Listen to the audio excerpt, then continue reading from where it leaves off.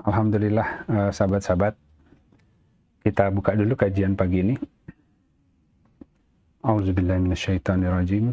Bismillahirrahmanirrahim. Allah wala haula wala quwata illa billahil aliyil azim.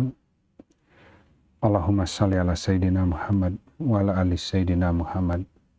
Rabbi shrah li sadri wa yassir li amri wahlul 'uqdatam min lisan yafqahu qawli waj'alni wazran min ahli. Assalamualaikum warahmatullahi wabarakatuh.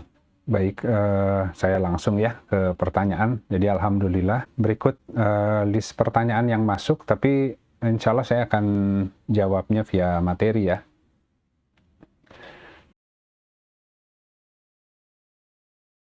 Kita akan mulai dengan melihat sebuah hadis gitu ya. Hadis ini terkait dengan pemimpin, terkait dengan imam gitu ya. Terkait dengan imam. Nah, jadi di dalam hadis ini, hadis yang diriwayatkan oleh Imam Bukhari, ya sahabat-sahabat bisa lihat ya, dari Abdullah, Nabi Shallallahu Alaihi Wasallam bersabda, gitu kan ya. Setiap kalian adalah pemimpin, dan setiap kalian akan dimintai pertanggungjawabannya. Seorang imam adalah pemimpin, dan akan dimintai pertanggungjawabannya. Seorang laki-laki adalah pemimpin atas keluarganya, dan ia akan dimintai pertanggungjawabannya. Seorang wanita adalah pemimpin atas rumah suaminya, dan ia pun akan dimintai pertanggungjawabannya. Seorang budak juga, atau seorang hamba juga adalah pemimpin atas harta tuannya, dan ia juga akan dimintai pertanggungjawabannya. Sungguh setiap kalian adalah pemimpin, dan setiap kalian akan dimintai pertanggungjawabannya. Jadi kalau sahabat-sahabat lihat itu ada yang saya highlight kuning ya. Jadi itu fa imamu ro'in wa huwa mas'ulun gitu ya. Ro'in itu adalah penggembala gitu. Jadi yang di sini diterjemahkan pemimpin, sebenarnya ro'in itu disebutnya patron atau penggembala gitu. Jadi setiap orang diberikan tugas penggembalaan atas orang-orang yang mengikutinya. Ya. Jadi dikatakan seorang imam adalah orang yang bisa memberikan contoh. Ya. Orang yang dijadikan panutan. Ketika belum bisa memberikan panutan yang baik, sebenarnya tidak masuk kategori imam gitu ya. Karena imam itu kan pimpinannya umat gitu. Jadi dia menjadi orang yang dicontoh, yang bisa memberikan panduan, bisa memberikan contoh lah ya tentang segala sesuatu gitu. Dia adalah orang yang diikuti. Gitu. Nah, kemudian seorang laki-laki ya tentu adalah tadi penggembala atas keluarganya. Jadi seorang suami adalah imam bagi istrinya. Artinya apa? Ya imam itu bukan jabatan struktural yang kemudian saya laki-laki dan saya pimpinannya gitu. Ya kalau dia seorang pimpinan, tentu dia harus mengerti makmumnya gitu. Dia diberi amanah untuk memahami siapa makmumnya dan mengarahkan ke arah yang tepat gitu. Karena setiap makmum kalau dia hidup di rumah tangga yang kemudian merasa terpenjara oleh cara si imam mengelola rumah tangganya, itu artinya bukan pemimpin yang adil. Padahal ketakwaan di sisi Allah terkait seorang pemimpin itu adalah keadilan gitu. Jadi mau ibadahnya banyak juga, tapi zolim terhadap tadi ya makmumnya agak sulit tuh, nguap terus kebaikannya gitu. Karena tanggung jawab utamanya adalah memberikan panduan kepada sang makmum, dia yang harus mengerti, gitu kan. Ya kan kita menikah tentu dengan konsekuensi ya. Ketika kita awal menikah masih mungkin belum terlalu banyak mengenal, ketika berumah tangga kita mulai melihat ada potensi di pasangannya kita, tapi juga ada potensi baik, ada potensi buruk, dan seorang imam, seorang pemimpin, seorang leader harus memahami itu. Dan seorang pemimpin adalah orang yang harus paling banyak belajar sebenarnya gitu kan. Dia nggak bisa menyuruh makmumnya yang lebih dewasa gitu. Ya, jadi sebenarnya dalam kapasitas seorang laki-laki akan susah ketika dia memaksa istrinya yang harus berubah gitu, susah. Tapi seorang imam harus membangun diri menjadi pemimpin yang adil, kemudian mengarahkan dan mendidik istri dengan cara yang lembut, yang baik, sehingga lama-lama si istrinya itu secara sukarela ridho mengikuti gitu ya. Ya kalau sekarang karena sudah diikat oleh hukum perkawinan, ya ridho nggak ridho harus ikut gitu. Seakan-akan jadi begitu gitu kan. Ya waktu awalnya sih ridho-ridho aja ikut karena belum terlalu mengenal kan. Masih lebih banyak ikutnya karena syahwat barangkali ya, karena seneng, akhirnya berkenalan, akhirnya menikah. Tapi lama-lama si hubungan fisik itu akan berubah menjadi hubungan yang lebih dalam gitu. Jadi kita harus menerima semua aspek yang ada di dirinya. Kalau seandainya kemudian makmumnya banyak menyusahkan, jangan dulu lihat makmum gitu. Harus dilihat dulu imamnya gitu. Nah, sebaliknya kalau ternyata imamnya yang masih berantakan, ya makmum lebih susah sebenarnya posisinya gitu. Makanya kuncinya ya menggugat di hadapan Allah gitu ya. Dengan catatan makmumnya belajar menjadi hamba yang solehah gitu.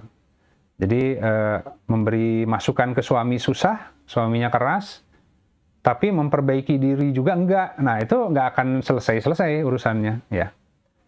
Tapi kalau seandainya tahu suaminya ini susah, tapi si makmumnya kemudian terus mendekat ke Allah ya dan membangun kesolehannya, dia punya kekuatan doa ya.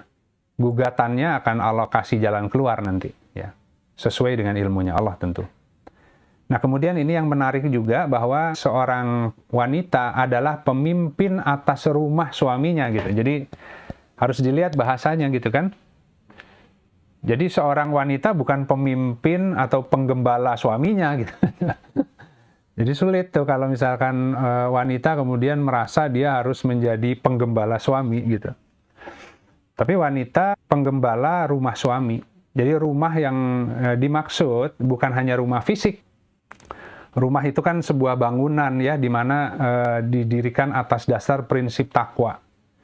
Jadi mahligai rumah tangga, kalau imamnya sudah membuat sebuah pola bangunan rumah tangga yang baik, wajib hukumnya si makmum memelihara, sebagaimana seorang amilin memelihara harta zakat ya, untuk disalur-salurkan kepada saluran yang tepat. Nah, contoh, suaminya punya penghasilan terbatas. Datang pulang bawa gaji hanya cukup 2 minggu. Maka tugasnya istri kemudian berpikir gimana caranya mengelola uang jajan, uang belanja yang hanya cukup 2 minggu, ya, agar dikelola secara optimum sambil bersyukur gitu. Sisanya tawakal ke Allah gitu. Doakan semoga suaminya Allah mudahkan rezekinya. Jadi bayangin, suami bawa uang cuman cukup 2 minggu, ketika datang ke istrinya pas terima langsung manyun gitu ya. Langsung manyun, wah ini kalau cuman segini cukup beli apa gitu ya. Kamu ngerti nggak semua biaya itu sudah naik gitu kan ya. Belum lagi sekolah, belum lagi ini dan sebagainya. Wah kamu nih sebagai laki-laki kok nggak maju, nggak ini. Nah itu dia sendiri yang mendoakan rumah tangganya jadi aut-autan gitu. Jadi si istri akan terkait dengan rumah yang Allah mampukan suaminya membangun. Nah, doanya istri itu penting. Makanya istri harus belajar ridho dengan apa yang ada hari ini dan berdoa yang baik ke Allah agar terus disempurnakan. Baik tadi penghasilan imamnya ataupun kualitas imamnya sendiri gitu kan. Ya hadisnya kan begitu. Ya, yang banyak di neraka perempuan karena banyak yang kufur terhadap suaminya. Kalau suaminya tadi buruk, ya akhlaknya masih jelek, itu pun tidak memberi justifikasi sebenarnya gitu. Kalau kita orang yang beriman pada Allah, mohon ke Allah aja biar dijewer keras suaminya. Karena kalau enggak akan ribut terus gitu ya.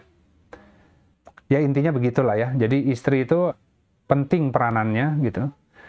dia berdoa pada Allah agar suaminya diberi rizki yang mudah, karena itu saluran lewat ya. Bukan hanya untuk suami sebenarnya, rizki itu untuk istri dan anak-anak gitu. Dan rizki itu tidak dibatasi harta. Jadi kalau kita mohon agar kepada Allah agar imam kita dilancarkan rizkinya, itu termasuk rizki ilmu. Biar suami yang tadi masih kurang baik itu Allah ajari sehingga ilmunya bertambah dan menjadi imam yang baik gitu. Jadi dia harus berharap pada Allah gitu ya. Jadi tadi baik itu dia rizki yang bumi ataupun lahiriah, peranan istri penting ya. Makanya tadi tugasnya istri adalah menjadi pemimpin atau penggembala, pengurus dari rumah suaminya. Kalau rumahnya sudah benar. Kalau suaminya membangun pondasi dan mahligai rumah tangganya formatnya salah, ajak musyawarah. Kalau suaminya diajak musyawarah keras, bangun kesolehan wanitanya, minta ke Allah ya, agar suaminya diajari gitu. Ya kira-kira seperti itu. Ya kita akan lanjut ya. Berikutnya di Quran surat An-Nahl, Quran surat 16 ayat 68 sampai 69. Auzubillahi minasyaitonirrajim. Bismillahirrahmanirrahim.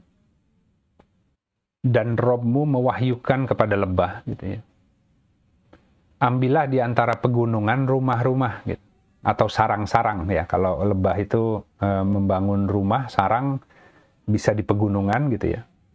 Dan di antara pepohonan, ada juga yang di pohon-pohon, dan pada apa yang dibangun oleh manusia. Kebayang ya, bahwa manusia kan ternak lebah, bikin rumah gitu kan. Kalau bukan karena perintah Allah ini, nggak akan ada yang ngisi itu. Jadi Allah di Al-Quran, di Quran surat 16, ayat 68, memerintahkan, mewahyukan. Kan kita tahu bahwa tidak mungkin Allah berkata-kata kepada makhluk secara langsung, tapi melalui tadi wahyu, melalui seorang utusan yang mengajarkan kitabullah, atau di balik tabir gitu. Nah ini kalau terhadap lebah langsung diilhami gitu. Kalau manusia tentu tadi melalui Al-Quran dan melalui takdir kehidupan, melalui kolam, melalui pulpen. Sehingga akalnya manusia makin lama makin memahami ya tentang membaca signal dari Allah. Maka itu disebut ayat-ayat tanda signal. Jadi kalau berharap bahwa terus Allah berkata-kata secara langsung, katanya ada wangsit, katanya ada yang berbisik, banyaknya ditemukan ya jin gitu ya. Itu ditipu gitu. Karena di Al-Quran sudah ada gitu. Nah jadi tadi dibangun oleh manusia ya, dan pada apa yang dibangun oleh manusia. Kemudian makanlah dari segala jenis buah-buahan, kemudian tempuhlah jalan Robmu yang telah dimudahkan bagimu. Keluar dari perut-perut lebah itu minuman atau madu yang bermacam-macam warnanya. Di dalamnya terdapat obat yang menyembuhkan bagi manusia. Sungguh pada yang demikian itu benar-benar terdapat tanda bagi orang yang merenung, tafakur. Jadi nggak cukup hanya mikir ya, harus berpikir ya. Harus merenung, harus bukan berpikir tapi memikirkannya gitu ya. Terus iya ya kok lebah bisa ya gitu ya.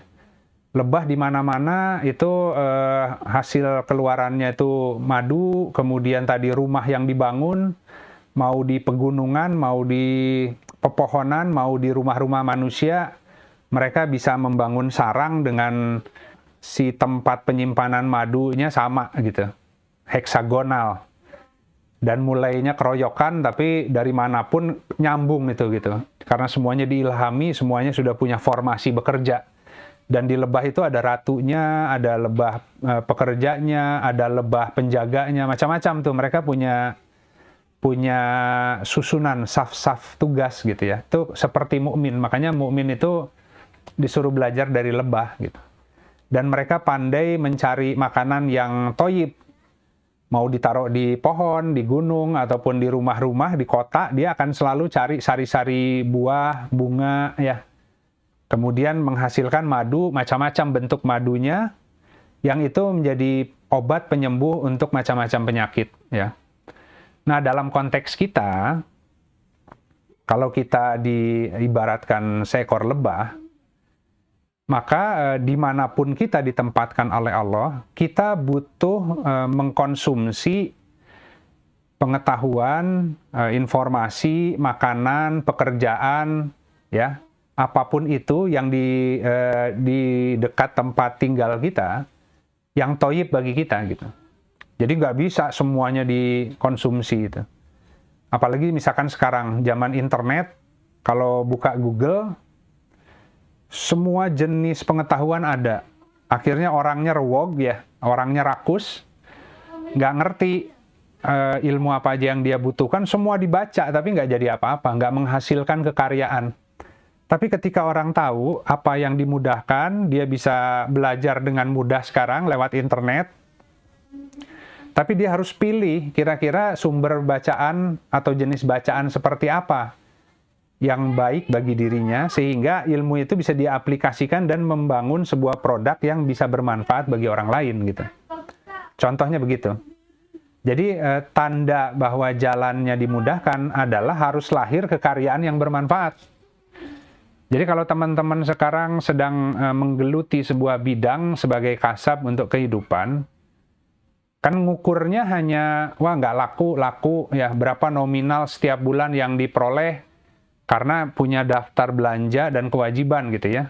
Tapi nggak pernah berpikir produknya itu bener dibutuhkan, bagus nggak sih? Jangan-jangan asal-asalan, yang penting hanya sekedar untuk memperoleh uang aja gitu. Ya, jadi sulit hidupnya gitu. Tapi kalau seseorang mengerjakan sesuatu yang dimudahkan, kemudian dia terus ya dia terus konsisten di bidang itu, dan kemudian produknya itu betul-betul bisa sampai ke level memberi manfaat kepada manusia lain, otomatis banyak yang butuh gitu. Jadi pasti orang akan ingin muamalah karena membutuhkan produknya. Kenapa butuh produknya? Karena ada manfaatnya buat orang lain. Nah, jadi kira-kira seperti itu, tanda bahwa ini jalan yang dimudahkan atau tidak ya. Apakah ini jalan yang Allah ridhoi atau tidak kalau pertanyaannya? Ya tandanya adalah apakah ada manfaat atau tidak dari produknya itu. Lahir kekaryaan nggak ketika dia menekuni bidang itu. Gitu. Yang kekaryaannya itu disebutnya fardu kifayah. Ya, sesuatu yang kalau itu tidak ada, orang lain jadi susah gitu. Ya, kalau dia punya ilmu, ya ambil contoh aja lah ya, kajian Rabu, bahkan untuk misalkan menjadi seorang ustadz pun orang nggak boleh sekedar berobsesi gitu. Ya, dia harus mengukur diri dulu. Ya, karena banyak yang berobsesi ingin jadi ustadz misalkan. Ya, per hari ini ya ustadz itu jadi kayak selebritis kan gitu ya. Jadi profesi gitu.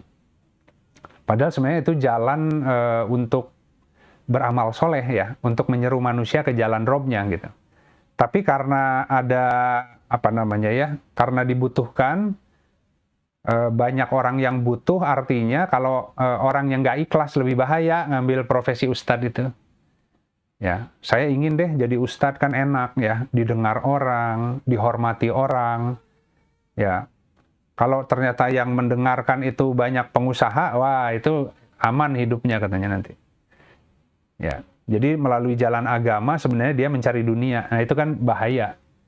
Ya sebenarnya harus ikhlas ya, apalagi kalau menempuh untuk menjelaskan sesuatu yang kontennya agama gitu. Ya, konten agama itu betul-betul mudah sekali kita terpleset kemudian menjual ayat Allah untuk mengharapkan hal-hal yang rendah gitu kan. Nah, jadi dia harus memastikan, misalkan kajian Rabu, saya tidak punya cita-cita apapun ya, jadi seperti ini gitu. Tapi karena mengalami banyak ujian hidup, yang semula itu niatnya ingin sharing, kemudian ada orang yang mengalami hal yang sama, ya saya punya pengalaman gitu. Jadi ketika saya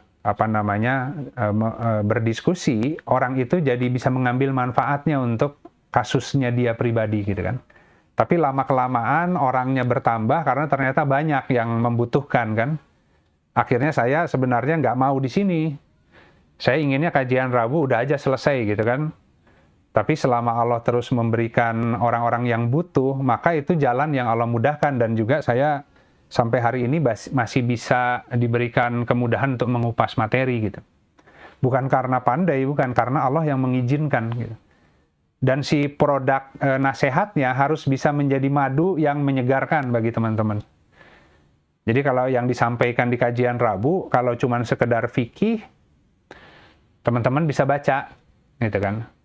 Tapi kalau misalkan ingin tadi mengambil hikmah dari ujian, pengalaman, saya bisa share itu, gitu. Yang mudah-mudahan itu menjadi obat seminimalnya menenangkan teman-teman bahwa oh ternyata bukan saya saja yang diuji ya. Ternyata bahkan seseorang ketika semakin beriman, ujiannya makin banyak. Tapi dia tidak pernah khawatir dengan ujian itu. Kenapa? Karena sudah ngerti cara bertawakal kepada Allah gitu. Dan kehidupan itu memang harus nyaris-nyaris. Kalau enggak, kita akhirnya akan cenderung membangun dunia ini seperti rumah tinggal yang permanen kan.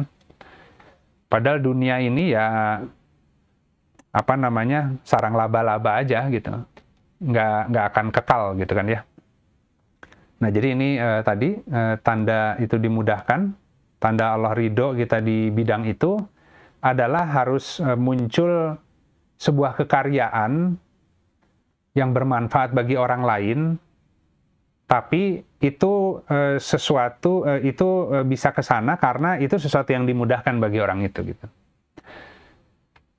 Nah, kemudian akibat memaksakan diri dan cita-cita yang rendah. Ya, tadi dikatakan ketika ada orang yang cenderung memaksakan diri, nggak punya modal, cari pinjaman, hutang sana-sini untuk supaya bisa berusaha, gitu kan ya. Seperti apa bentuknya ketika orang itu memaksakan diri dan kurang mengandalkan Allah? Pasti terpuruk, gitu. Pasti terpuruk. Baik, jadi ini apa dampak atau konsekuensi dari memaksakan diri? Kita lihat di Quran Surat Al-Baqarah, Quran Surat 2 ayat 61. Dan ingatlah ketika kamu berkata, ya ini Bani Israel ya, wahai Musa, kami tidak mungkin bertahan di atas satu jenis makanan, maka mohonkanlah bagi kami kepada Robmu agar dia mengeluarkan bagi kami dari apa-apa yang ditumbuhkan bumi. Ya. Dari rempah-rempahnya, mentimunnya, bawang putihnya, kacang-kacang adasnya, dan bawang merahnya, gitu kan. Dia Musa berkata, apakah engkau mau menukar ya terhadap sesuatu yang rendah, ya, dengan sesuatu yang lebih baik, gitu. Kemudian Musa melanjutkan, turunlah ke sebuah kota, maka sungguh bagimu seperti yang kau minta. Ya kalau kamu mau semua tumbuh-tumbuhan bumi itu ya, turunlah ke kota, ya maksudnya masuk pasar, dagang gitu. Turun ke kota itu sok berdagang ya. Fokus aja di berdagang, turun ke pasar gitu ya. Nggak usah tadi, kalau di atas kan lebih banyak takwa, makannya mana salwa, ya air yang bersih, ya qanaah, hidup secukupnya gitu. Tapi ketika tadi punya keinginan kurang nih kalau cuman gini doang, ya pengen dong nikmati dunia kan, pengen dong seperti orang lain punya ini punya itu, nyobain semua yang nikmat-nikmat gitu kan ya. Ya kalau cuman gini-gini aja, kalau jadi orang beriman tapi kemudian makanannya cuman kayak gini, mendingan itu nggak bisa puas gitu kira-kira ya. Ya disuruh turun sama Nabi Musa, kalau kamu memang mau menukar yang lebih baik dengan yang rendah, ya turun ke kota, gitu. Ke kota manusia maksudnya. Jadi kita ikutilah pola kebanyakan manusia, gitu.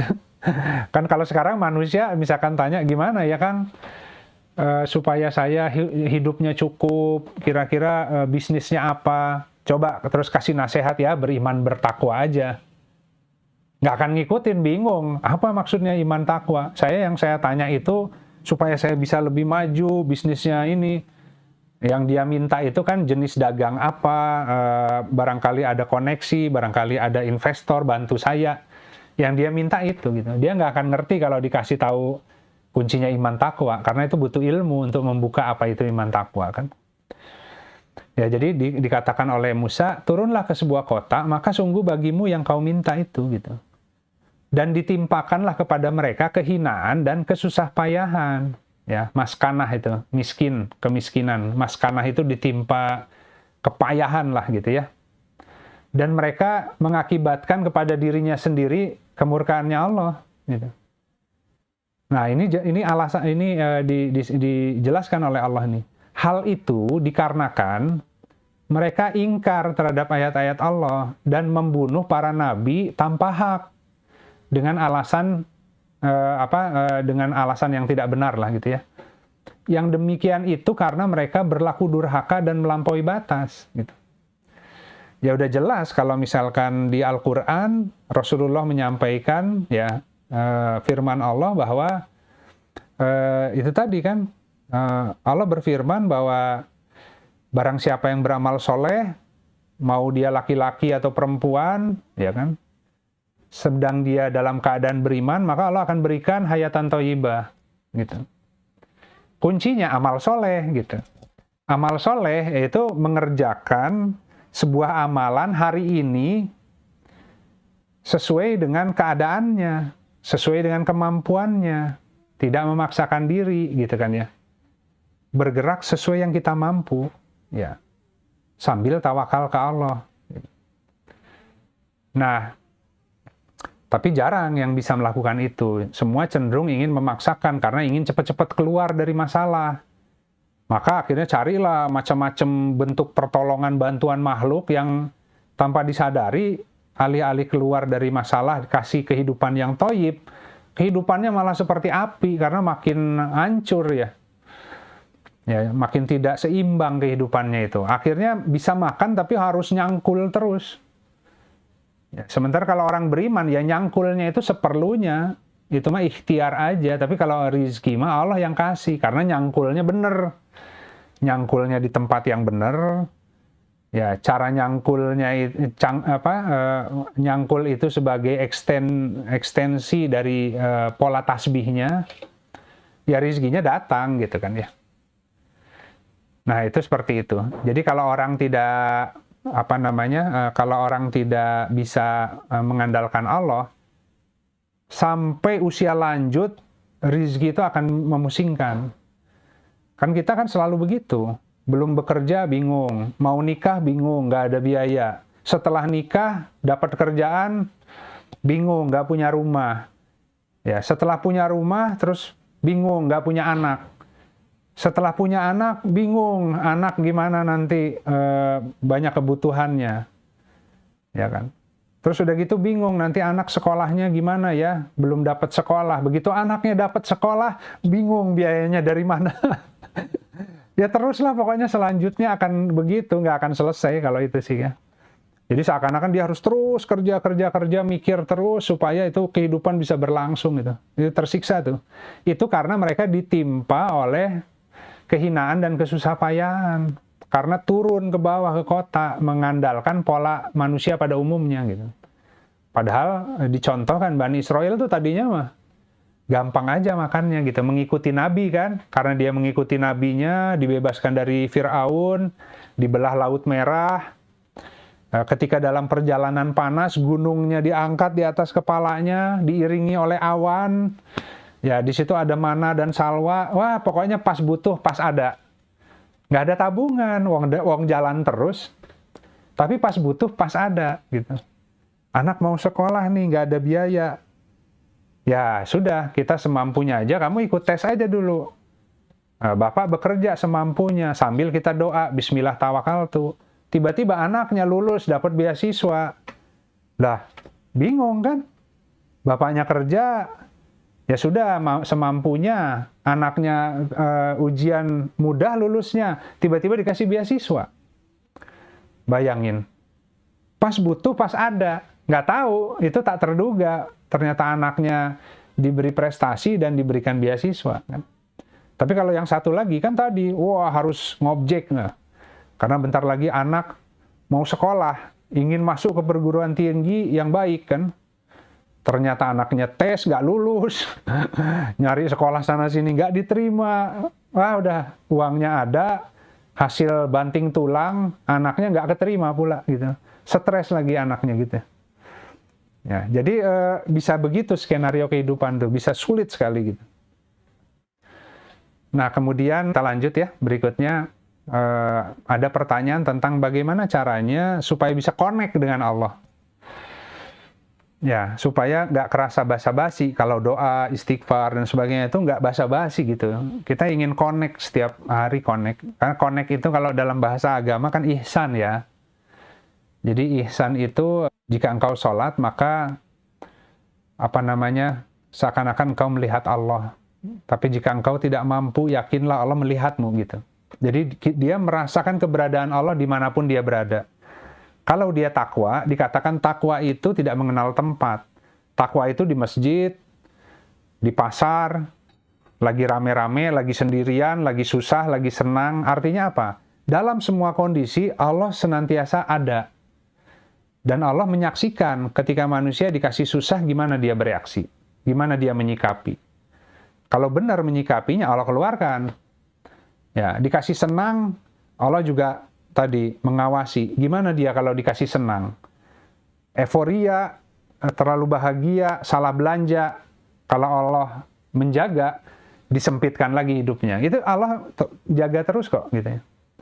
Nah, jadi keihsanan itu ada dimanapun, dalam kondisi manapun, dia akan selalu menyadari, meyakini bahwa Allah itu terus lagi nguji, lagi ngeliat gitu. Kun fayakun, Allah mah kapanpun bisa ngeluarin, asal bener aja orang nyikapinya kan gitu. Nah itu akan connect pasti gitu kan. Tadi ketika banyak urusan yang nggak bisa dikerjakan sendiri, mentok, serba mentok, tenang, berarti Allah mau turun kan. Kalau udah mentok kayak gini, saya udah uji sana-sini, udah dicoba, berarti ini haknya Allah nih. Ini Allah nih yang mau turun tangan langsung membantu. Alhamdulillah, ya kita lihat aja. Ya Allah gitu kan ya, berserah diri, tiba-tiba dibuka oleh Allah. Wah bener kan. Jadi kalau orang beriman seneng begitu fakir, kenapa? Berarti ini urusan Allah mau turun langsung, nggak usah pakai perantara katanya gitu.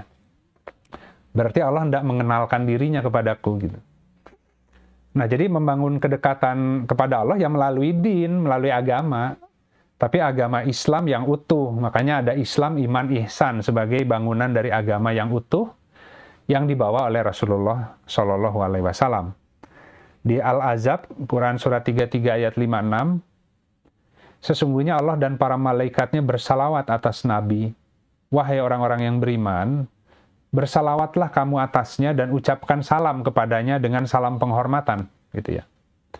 Kemudian di bawah dilanjut ada hadis, riwayat Muslim, barang siapa yang bersalawat kepada Nabi sekali, gitu ya, maka Allah akan bersalawat kepadanya 10 kali. Itu sama dengan aturan barang siapa yang mengerjakan satu kebaikan, Allah akan mengganjar 10 ya, hingga 700 kan. Ya Allah mah asyakur, tidak akan pernah mengganjar di bawah atau sama pun enggak. Allah benar melakukan kebaikan 10 minimal gitu. Sampai 700. Bahkan ada yang tidak bisa dihitung, ya. Yaitu puasa kan. Kalau puasa nggak bisa dihitung-hitung, karena puasa itu untuk Allah. Maka aku yang akan memberikan balasannya. Jadi nggak masuk ke rumus 700 itu. Makanya nanti ada Lailatul Qadar di sana, malam yang lebih baik dari tadi 1000 bulan, ya gitu kan. Jadi banyaklah rahasia Allah itu, ya. Jadi Allah itu akan selalu memberi kelimpahan. Tidak pernah hitung-hitungan Allah itu. Nah, jadi salawat kepada Nabi itu artinya menghubungkan diri kepada Rasul, ya. Menghubungkan diri itu ya kalau kalimatnya ya bersalawat, Allahumma sholli ala Sayyidina Muhammad wa ala ali Sayyidina Muhammad. Tapi dalam prakteknya menghubungkan diri itu adalah mengikuti nabinya. Imamnya adalah nabinya, nabinya adalah sauri tauladannya. Cara mengikuti nabinya, karena kalau nabinya itu sekarang ada di titik tertentu, kita menempuh jalan yang sama agar bisa sampai ketemu nabi. Ya, kalau janji Allah itu akan ada 70.000 orang yang akan masuk surga tanpa hisab. Ya, itu adalah mereka yang bertawakal. Ya, kalau seandainya mau ikut masuk ke golongan itu, ke saf itu masih bisa hari ini.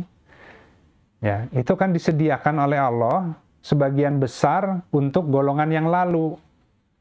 Gitu. Tapi sebagian kecil untuk golongan yang sekarang, artinya masih ada tempatnya. Bagi yang sabik, berlomba-lomba, ingin berada di barisan depan nanti bareng-bareng sama nabinya. Caranya bersalawat, yaitu menghubungkan diri. Yaitu dengan mengikuti sunah-sunahnya, gitu.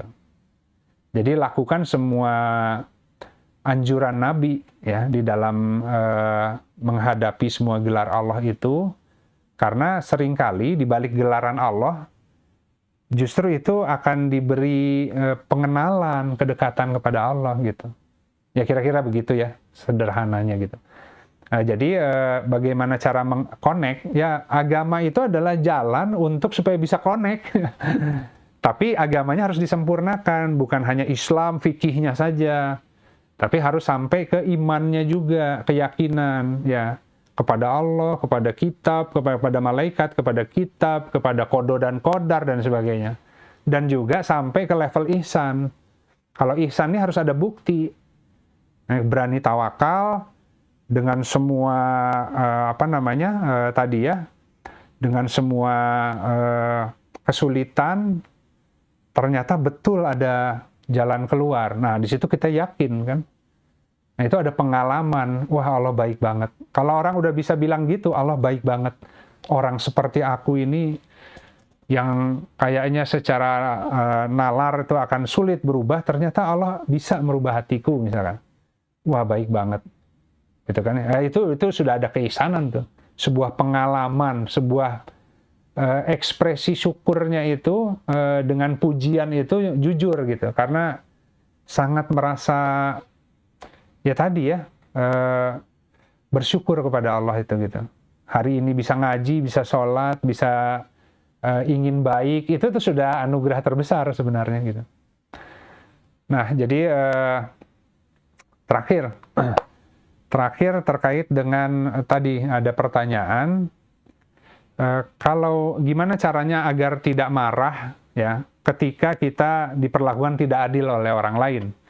Jadi sebenarnya kita itu merasa sudah menjadi orang yang baik atau melakukan sesuatu yang baik, tapi kemudian diperlakukan dengan tidak adil sehingga kita terpancing marah. Ya marah itu terjadi karena belum ikhlas gitu. Ya, kalau ikhlas sih nggak akan marah gitu. Kenapa? Karena ikhlas itu kan semata-mata lillahi ta'ala gitu. Kita melakukan kebaikan itu bukan untuk dipuji atau dibalas dengan kebaikan. Etikanya kalau orang berbuat baik, tentu orang yang diberikan kebaikan itu akan membalas kalau dia orang yang beretika, kalau orang dia yang juga beragama. Tapi kalau tidak, kita melakukan kebaikan, bisa jadi orang yang tadi kita baiki, dia melakukan hal yang tidak baik ke kita kan. Kalau kita kesinggung, ini orang udah ditolong, benar-benar nggak tahu diuntung, kata kita ya. Itu langsung refleksi, berarti nggak ikhlas. Bekerjanya untuk siapa? Kan? Sesungguhnya kebaikan itu bagi dirimu sendiri. Itu firman Allah.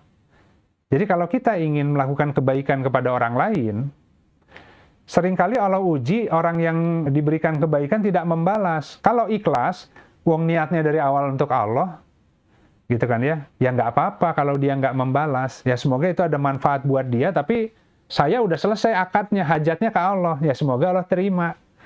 Gitu. Itu namanya ikhlas. Orang berusaha mengikuti sebuah jalan, ternyata nggak sampai. Misalkan contoh gini, orang lagi dalam kesulitan, datang ke saudaranya, kemudian silaturahmi, ya, kemudian dia minta tolong dengan cara yang tidak memaksa ya. Dia datang ke saudaranya, saya sedang ada masalah begini, jika kamu lapang barangkali bisa bantu. Kata saudaranya, aduh maaf saya juga lagi nggak bisa bantu nih. Marah dia. Masa sih segitu aja nggak bisa bantu? Berarti nggak ikhlas. Datang itu udah syirik tuh. Itu karena menaruh harapan kepada makhluk. Beda dengan kalau berangkat dari rumah, ya Allah, saya sedang dalam berkebutuhan, ya. Tapi tadi saya bertawakal kepadamu, berangkat silaturahmi, dicoba saja gitu kan ya. Barangkali Allah memberikan jalan melalui saudara atau teman. Ketika kita sampaikan, orang bilang, aduh saya nggak bisa tolong. Dia langsung ingat, oh nggak apa-apa, saya juga nggak ini kok, nggak maksa gitu. Nggak apa-apa, insya Allah ada lah gitu. Nah dia balik lagi ke Allah, ya Allah ternyata bukan di sini. Ya jalankan hamba kemana lagi gitu. Tapi dia ke Allah tetap sebenarnya. Jadi menempuh sarana dunia gitu. Jadi Allah itu bisa memberi bantuan melalui sebab atau tanpa sebab gitu. Nah itu kemurnian di sana, kemurnian. Jadi kemurnian itu susah, ikhlas itu susah sekali. Nah di Quran surat An-Nahl, Quran surat 16 ayat 66, kira-kira disebutkan begini nih terkait kita belajar keikhlasan ya. Dan sungguh bagimu pada hewan ternak itu terdapat ibroh, pelajaran. Kami memberikan kepadamu minuman dari apa yang ada di dalam perutnya, gitu kan. Di antara saluran kotoran dan darah, yaitu berupa susu murni.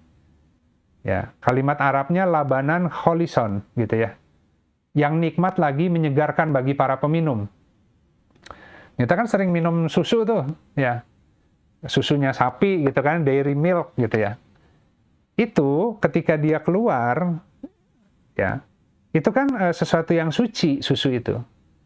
Ya, dipasteurisasi, ya digodok lah gitu ya. Kemudian biasanya kalau susu murni itu digodok, di atasnya itu ada yang ngambang ya. Apa itu istilahnya namanya ya. Nah, itu disebut kholaso itu. Ya, kholaso itu sesuatu yang ngambang di atas susu murni yang digodok. Itu adalah bagian terbaiknya gitu. Itu bagian terbaiknya tuh, semua vitaminnya ada di situ gitu.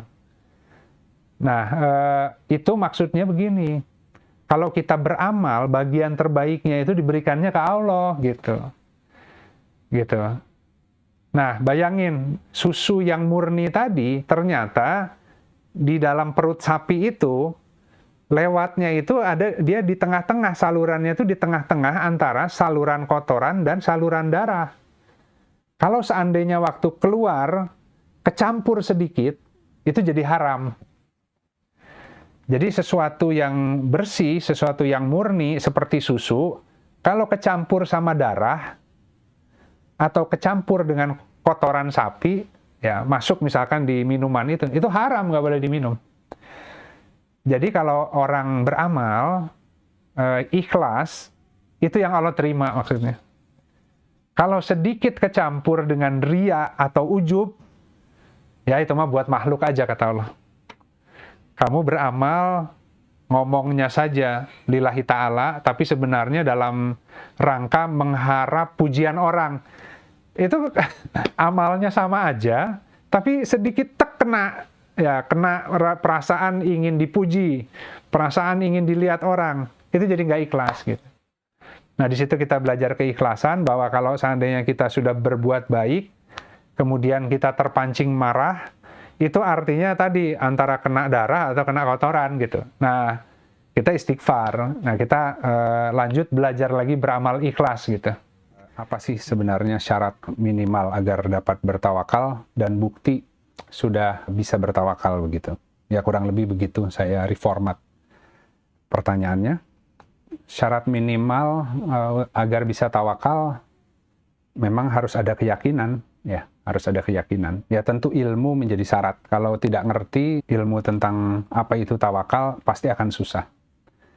Nah, saya udah sering jelaskan, tapi mungkin kita lihat bahwa tawakal itu dari al-wakil, itu adalah asma Allah gitu ya. Dan kita juga mengenal dalam terminologi bahasa Indonesia ketika kita mewakilkan sebuah urusan yang kita tidak mampu kepada ahli gitu kan. Kalau kita mampu, kita ahli di bidang itu, ya jangan diwakilkan ke orang lain kan. Apalagi diwakilkan kepada orang yang tidak lebih mampu. Jadi kalau kita misalkan mendelegasi sebuah urusan, itu yang kita delegasikan, kita akan membangun sebuah tim, yang tentu tim itu adalah berisi kumpulan orang-orang yang bisa melengkapi. Jadi melengkapi job desk tersebut, sehingga kita delegasi, kita wakilkan beberapa urusan yang kita tidak terlalu menguasai ya, atau tidak terlalu ahli. Makanya sekarang dalam pekerjaan apapun biasanya teamwork, dan di dalam teamwork itu pasti seleksinya dilakukan berdasarkan atas kemampuan masing-masing disesuaikan dengan urusan yang dihadapi, kan gitu. Atau dalam sederhananya, kita mewakilkan sebuah urusan yang tadi kita tidak mampu. Misal contoh, ketika mobil rusak atau motor rusak, sementara kita tidak mengerti tentang otomotif, maka kita akan mewakilkan urusan terkait dengan servis kendaraan kepada montir, kan? Kalau diwakilkannya kepada penjahit, urusannya berabe itu, ya. Karena penjahit mungkin tidak mengerti tentang otomotif. Demikian pula kalau sebaliknya, urusan jahit-menjahit diwakilkan kepada montir, ya. Dia bukan ahlinya di bidang itu. Nah, jadi dalam kehidupan manusia ada hal-hal yang dia diberi keahlian, dia bisa kerjakan sendiri. Ada hal-hal yang dia tidak mampu, maka dia mewakilkan kepada pihak lain yang lebih mampu, gitu kan. Demikian juga hubungan antara hamba dengan Robnya. Allah memberikan kita dengan macam-macam kemampuan, daya yang ada di manusia itu Allah yang berikan, ya. Diberikan orang tua, dididik, kemudian ada yang bisa sekolah, semua diberikan takdir yang kemudian dalam takdir itu kemampuan-kemampuan diajari berdasarkan pengalaman hidup. Tapi kemudian mentalitasnya malas misalnya. Akhirnya semua kemampuan yang sudah Allah berikan tidak pernah digunakan. Akhirnya dia berdoa terus, tapi apa-apa kemampuan yang sudah ada tidak dipakai, tidak disyukuri. Itu namanya malas, gitu. Tapi dengan semua kemampuan yang sudah Allah berikan, ilmu yang sudah Allah berikan, ternyata problematika kehidupan itu jauh lebih kompleks ketimbang ilmu yang kita miliki, kan gitu. Sehingga sudah kita keluarkan semua kemampuan kita, masih kurang juga. Nah, sisa yang kurangnya itu yang harus diserahkan kepada Allah sebagai wakil yang sebaik-baiknya. Nah, jadi kalau seandainya motornya rusak, tidak bisa hanya dengan berdoa kemudian menyerahkan kepada Allah sebagai wakil dengan harapan besok pagi motornya sudah jalan lagi, kan? Jadi tidak rasional gitu ya. Demikian juga untuk hal-hal yang terkait di luar kendali manusia, seperti rizki misalkan. Tidak bisa kita menyerahkan, mewakilkan urusan rizki kita di produk-produk instrumen manusia. Yakin bahwa kalau nabung di bank, uangnya banyak, masa depannya itu akan tenang. Ya, ternyata besok udah meninggal. Ya. Besok meninggal, kemudian tidak meninggalkan anak-anaknya dengan ilmu yang cukup, rame berantem karena ada harta yang ditinggalkan, kan? Nah, atau ketika sudah pensiun, ada kekhawatiran bahwa tidak ada lagi penghasilan, maka tadi uang yang ditabung terasa kurang, karena kalau dari tabungan diambil sedikit-sedikit, lama-lama habis juga. Sehingga kemudian masalah rezeki itu berusaha dia wakilkan kepada macam-macam peluang usaha dan instrumentasi investasi yang ujung-ujungnya ketipu, gitu kan. Jadi harusnya di masa tua itu bisa punya kehidupan yang baik, alih-alih ditipu, uangnya habis semua, ya. Ketika sudah pensiun dan raga sudah tidak mampu lagi bergerak. Nah, jadi masalah rezeki tadi itu salah satu urusan khas yang harus diwakilkan kepada pemilik rezeki, yaitu Allah, gitu ya. Nah, jadi syarat minimal untuk takwa adalah harus ngerti bahwa tawakal tadi, al-wakil, itu ilmunya seperti itu. Dalam setiap urusan yang kita tidak mampu, kita harus mencari seorang wakil yang lebih ahli dan mampu. Tapi untuk apa-apa yang kita mampu, jangan didelegasikan ke orang, karena itu merupakan tanggung jawab kita. Dan Allah akan menuntut atau mengikat tanggung jawab kepada setiap orang sesuai yang diberikan kemampuannya saja. Kalau yang tidak diberikan kemampuannya, artinya dia harus bermuamalah. Ya, kalau bermuamalah masih kurang, tenang saja karena ada Allah di sana gitu kan. Ya, kira-kira seperti itu. Mudah-mudahan cukup clear ya terkait yang pertama tadi. Jadi pertama harus punya ilmunya dulu agar yakin ketika menyerahkan urusan-urusan yang di luar kuasa, itu Allah pasti kemudian membantu, mencukupi gitu. Dengan syarat kita syukuri dulu yang ada. Nah, bukti sudah bisa bertawakal, ya pasti hidupnya nggak akan kurang. Kalau hidupnya masih serba kekurangan, berarti masih kurang benar tawakalnya. Nah, kemudian tanda juga bahwa sudah ada tawakal di dalam diri seseorang, tidak ada kekhawatiran. Gitu. Jadi apapun masalah yang hadir di dunia, itu punya keyakinan dulu bahwa tidak ada satupun yang tidak bisa selesai. Selama kita berusaha sesuai kemampuan, sisanya pasti Allah berikan jalan, gitu. Pasti Allah akan berikan bantuan. Kalau seandainya masih banyak rasa khawatir untuk masa depan, artinya masih belum bisa bertawakal dengan benar. Itu yang harus kita terus bangun, gitu. Makanya tawakal itu kan beriman kepada Allah yang gaib. Jadi semua problem, semua kehidupan kita ini ada yang mengatur, ada yang menjamin sebenarnya gitu. Tugas kita kerjakan yang kita bisa kerjakan saja gitu. Nah, itu yang pertama. Kemudian yang kedua, jadi hanya pertanyaan 1 dan 2 yang saya akan jawab langsung, sisanya lewat materi ya. Nah, yang kedua pertanyaannya adalah kafarat ya, atau pembersih, penggugur dosa-dosa, apakah bisa hanya melalui istighfar atau harus dengan ujian? Ya, kita inginnya kan kalau istighfar nggak usah diuji gitu ya. Kalau kesalahan dosa pasti bisa harian, bisa jam-jaman, bisa menitan, bisa detikan terjadi.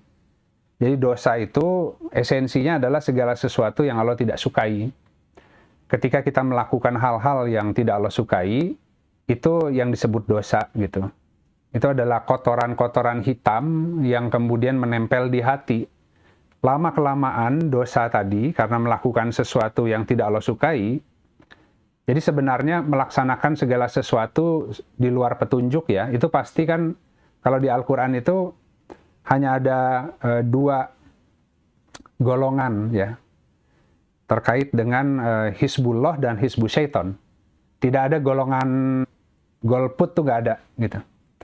Kalau bukan golongannya Allah, Hizbullah, ya pasti golongannya Syaiton. Kalau pelindungnya bukan Allah, maka Syaiton yang dijadikan teman dan sahabatnya gitu kan. Kalau memang ingin walinya Allah, pelindungnya Allah, maka ikuti nabinya gitu. Kurang lebih begitu. Jadi jika engkau ingin dicintai Allah, maka ikuti Rasulullah gitu. Jadi Rasulullah itu contoh. Jika ingin menjadi golongan Allah, ikuti jejak kakinya Rasulullah gitu. Karena Rasulullah itu adalah Al-Quran berjalan kan. Diutus spesifik menjadi rahmat bagi semesta alam. Ya, jadi bukan hanya untuk yang sudah muslim, apalagi mukmin, tapi untuk seluruh alam gitu. Menuju keselamatan. Nah, jadi tadi yang kita harus lihat jenis dosa itu ada 2 ya. Dosa yang tidak diampuni adalah dosa yang terkait syirik kan. Allah mengampuni semua dosa kecuali syirik. Syirik pun dibagi 2, ada syirik besar, ada syirik kecil. Ya, yang namanya syirik kecil adalah riya. Riya itu adalah melakukan sesuatu tapi pengen dipandang oleh orang lain. Lawannya ikhlas kan ya. Jadi kalau sholat itu ingin dianggap orang yang soleh gitu misalkan ya. Kalau zakat atau kurban cari yang paling gede, tapi harus disaksikan orang. Kalau nggak disaksikan orang, nanti orang nggak tahu kalau dia dermawan misalkan. Nah itu syirik, syirik kecil tapi ya, itulah riya gitu. Sementara kalau syirik besar jelas ya, hal-hal yang memang menserikatkan, menduakan Allah. Mengambil Tuhan-Tuhan lain selain Allah gitu ya. mengadakan tandingan-tandingan selain Allah. Misalkan tadi, lebih mengandalkan instrumen riba misalkan ya, ketimbang instrumen sedekah. Itu namanya menserikatkan Allah. Lebih yakin dengan produk-produk riba ketimbang jaminan rezeki Allah ketika orang bersedekah. Itu nggak kerasa ya. Jadi kita menganggap bahwa yang namanya syirik itu adalah menyembah patung, ya kan? Kemudian pengorbanan begitu ya, berhala gitu. Enggak, berhala zaman sekarang ya bisa hal-hal yang banyak terkait dengan perlindungan diri, masa depan, itu ke sana. Kan mempertuhankan uang, mempertuhankan instrumen, mempertuhankan hawa nafsu lah intinya ya. Dia menjadikan hawa nafsunya sebagai ilah, sebagai yang disembah. Kenapa? Karena semua ketakutannya, semua godaan syaitan untuk mengambil jalan pintas, dia ikuti gitu. Itu artinya mengikuti hawa nafsunya gitu. Setan nggak bisa maksa kan, setan hanya bisa menggoda. Ya yang tergoda ya orangnya, karena hawa nafsunya punya kecenderungan yang kurang baik, belum bisa dikendalikan oleh akal agama gitu. Nah makanya kenapa dikatakan bahwa ketika seseorang pergi di pagi hari keluar dari rumahnya kemudian bertawakal kepada Allah, ya doanya kan sederhana ya, doa mau pergi jalan kan tiap pagi Bismillahirrahmanirrahim wala haula wala quwata illa billah gitu kan. Cuman itu aja doanya. Setan langsung putus asa ketika seseorang keluar pagi dari rumahnya kemudian bertawakal pada Allah. Kenapa? Karena bingung. Ini kalau orang sudah tawakal kepada Allah, dari mana saya mau nyerangnya gitu. Karena dipertakuti dengan segala macam kekhawatiran, dia akan cepat ingat dan ya tenanglah ada Allah. Ya kita usaha aja gitu kan. Jadi udah langsung putus asa duluan, teman. Setan pun gigih, tidak pernah menyerah karena hari ini dia ingat tawakal, belum tentu besok dia ingat tawakal kan. Sekarang lagi kajian Rabu, bisa tawakal. Setelah kajian Rabu, belum tentu bisa tawakal. Gitu. Jadi yang selamat, yang sering-sering ingat Allah dan membangun keyakinan itu. Nah jadi tadi, bahwasanya yang namanya sholat 5 waktu, yang fardu, itu membersihkan semua dosa-dosa kecil di antara sholat-sholat itu. Jadi setiap hari kita melakukan dosa ya, bisa jadi dosanya tidak lahiriah tapi batiniah. Ya, perasaan khawatir, perasaan iri, perasaan dengki, ya, kemudian protes tentang kehidupan. Itu hal-hal begitu tuh nggak kerasa kan yang kita lakukan di level hati, di level pikiran, tapi itu mendatangkan kotoran di hati gitu. Mendatangkan kotoran di hati. Nah, hal-hal seperti itu cukup dengan sholat 5 waktu itu bersih gitu. Tapi ketika sudah masuk ke area syirik, mau yang sifatnya syirik kecil, riya, ataupun syirik yang besar tadi, mempertuhankan yang selain Allah, itu harus dengan ujian gitu. Nggak bisa cukup dengan istighfar gitu. Nah, jadi kalau sebenarnya ada taubat, ada istighfar, dan ada amal soleh ya, itu beda-beda fungsinya. Kan? Kalau taubat itu fokus ingin kembali agar bisa mendekat kepada Allah. Dalam proses kita ingin kembali kepada Allah dari kekufuran, dari kejahiliahan, menuju ke Allah itu butuh ilmu. Karena kalau enggak, di tengah jalan digodain terus sama syaitan kan? Gitu.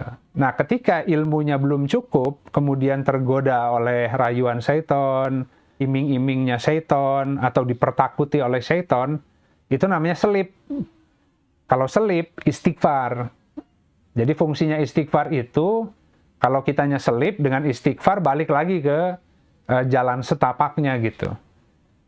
Ya, jadi yang pertama harus di-set dulu, arahnya itu taubat, arahnya ingin kembali ke Allah.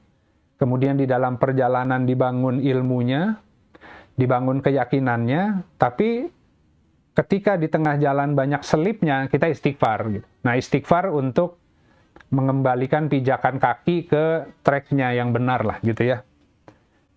Nah, kemudian keburukan-keburukan yang tadi membuat selip, bagaimana cara merubahnya agar keburukan itu hilang? maka sambil berjalan banyak-banyak beramal soleh gitu, banyak-banyak sedekah. Jadi sesungguhnya kebaikan itu akan menggantikan keburukan, kata Allah. Jadi ada 3 mekanisme, taubat, istighfar, kemudian banyak-banyak beramal soleh dan bersedekah agar bisa selamat sampai tujuan. Nah, kira-kira itu yang pertama dan yang kedua. Jadi tadi kita tahu di Al-Quran terkait dosa, dosa itu menutupi hati, dikatakan bahwa kotoran yang diakibatkan oleh dosa itu ibarat ibarat aspal. Jadi kalau aspal kan kita ngerti ya bahasa aspal. Jadi kalau aspal basah baru tuang di jalan, coba mobil atau motor lewat, kan dia naik ya ke mobil ya kotorannya. Kemudian kalau nggak segera dibersihkan, dia akan menempel gitu.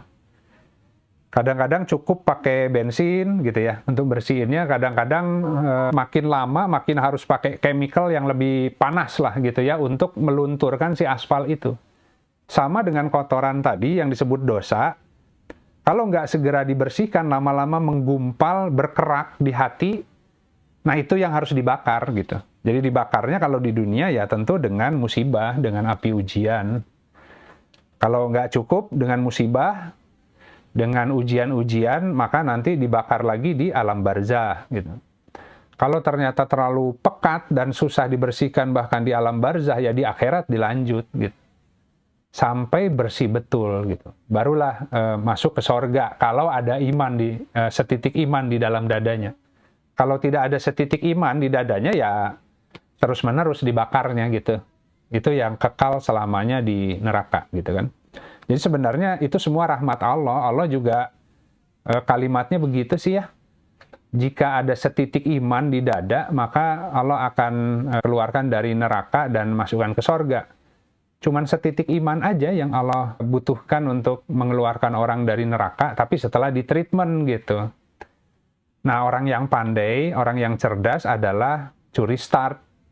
Inginnya di dunia kita membersihkan agar ketika kita ajal, kita masuk ke sebuah kenikmatan, kan gitu ya. Karena kalau di dunia itu itu seperti punya pilihan ya. Kita bisa beramal soleh sambil ya juga menikmati kehidupan ya. Bisa mengkaji, bisa baca Al-Qur'an sambil ya tadi ya ngopi sambil silaturahmi ya. Tapi kalau di sana udah nggak bisa, jalur cepat. Ya, jalur cepat, pembersihannya jalur cepat, tapi waktunya lama gitu kan. Waalaikumsalam warahmatullahi. Iya, terima kasih Teh Elia. Mudah-mudahan tuh sahabat-sahabat yang juga sedang mengalami problem dengan pasangan ya atau urusan anak, ya itu memang kuncinya seperti itu. Harus connect ke Allah ya. Jadi setiap saat kalau connect ke Allah itu enak gitu. Kalau kita menghadapi sendiri sulit ya. Ke manusia itu lebih susah berinteraksi ke manusia itu lebih susah. Salah dikit mau minta maaf aja susah kalau ke manusia itu ya. Egonya main gitu, egonya besar manusia itu. Kalau Allah itu mau kita bulak-balik salah, asal istighfar, balik lagi, taubat itu, Allah langsung terima ya dengan kita menyesal gitu kan ya. Jadi memang hadisnya begitu, barang siapa yang memperbaiki hubungannya dengan Allah, maka Allah akan memperbaiki hubungannya dengan makhluk. Ya tapi butuh praktis, ya mudah-mudahan dengan forum begini, itu bisa membangun keyakinan lebih cepat. Karena keyakinan yang dibangun tuh mungkin ainul yakin ya. Lihat orang lain punya masalah yang sama, tapi kok dia berhasil gitu. Sehingga termotivasi ingin mencoba. Kalau ketika pas mencoba bingung, bisa didiskusikan lagi dengan grup. Bayangin kalau sendiri-sendiri. Ya, bener nggak ya saya tawakalnya? Bener nggak kemarin saya nyikapinya? Ya, kalau ada yang lain yang punya pengalaman kan harusnya lebih cepat ya. Nah tadi mudah-mudahan bertahap seperti Teh Elia timbul hakul yakin. Ya, hakul yakin pun tidak langsung ya. Jadi keyakinan yang mantap di dalam diri itu bahwa Allah itu akan menolong dalam setiap keadaan pun tidak dibangun dalam satu malam. Ya, harus ada bukti-bukti kecil sampai bertahap makin lama makin kokoh. Kalau udah kokoh nggak bisa digoyangkan lagi oleh manusia lain kan. Dan alhamdulillah Allah kemudian merubah, katakan tadi, pasangan dengan cara yang halus, yang lembut. Ya, ya walau gimana pun itu pasangannya kita ya. Ya seringkali kita kan berdoa ke Allah ingin pasangan kita ditegur, ditegurnya langsung keras, kita juga yang susah nanti. Ya. Tapi ketika Allah kemudian sedang bekerja menghaluskan pasangan kita, kitanya kurang sabar. Akhirnya kita protes ke Allah, ya Allah ini kok kurang cepat ini di treatmentnya gitu kan. Jangan ngatur Allah gitu. Kalau sudah minta tolong ke Allah, ingin merubah pasangan kita, serahkan ke Allah mekanisme waktunya. Setelah itu kita fokus memperbaiki diri kita sendiri. Ya, ini pasangannya ingin ditegur, dirubah, dianya sambil nunggu, pengen tahu saya biar puas nih kalau ditegur sama Allah. Ya, kitanya dendam kan, nggak boleh begitu gitu. Jadi ini memang hal-hal begini kan butuh diskusi ya, Teh Elia. Jadi terima kasih sekali lagi tadi sudah sharing, karena kalau lihat ayat saja dan kemudian kita hanya belajar secara ilmunya, itu agak berbeda dengan ketika diterapkan. Ketika diterapkan itu, ya tadilah ya, seninya itu level tinggi ya, karena berhubungan dengan manusia gitu. Terima kasih sahabat-sahabat sekalian. Ya silakan ya bagi yang berkelapangan bisa buka video biar didokumentasi. Ya alhamdulillah kita telah menunaikan kajian Rabu hari ini. Semoga ini bagian dari upaya seorang hamba untuk bisa ditarik dekat kepada Robnya ya. Dan berkahnya, manfaatnya bisa membantu sahabat-sahabat yang lain yang memang membutuhkan. Dan pada saatnya sahabat-sahabat semua di sini juga harus melakukan hal yang sama. Ya, menjadi pembawa berita gembira ya kepada manusia, bahwa sebenarnya tidak ada problem yang terlalu rumit ya ketika kita menyertakan Allah di dalamnya. Cuman cara menyertakan Allahnya kadang-kadang butuh ilmu yang cukup komprehensif ya, dan pengalaman gitu. Jadi harapannya ini bisa menjadi wasilah bagi kita semua untuk ditarik dekat kepada Allah, karena kita yang tahu kan bahwa setiap orang punya penyakit hati, dan sampai hari ini masih kan, kalau sudah bersih semua nggak harus sholat kan.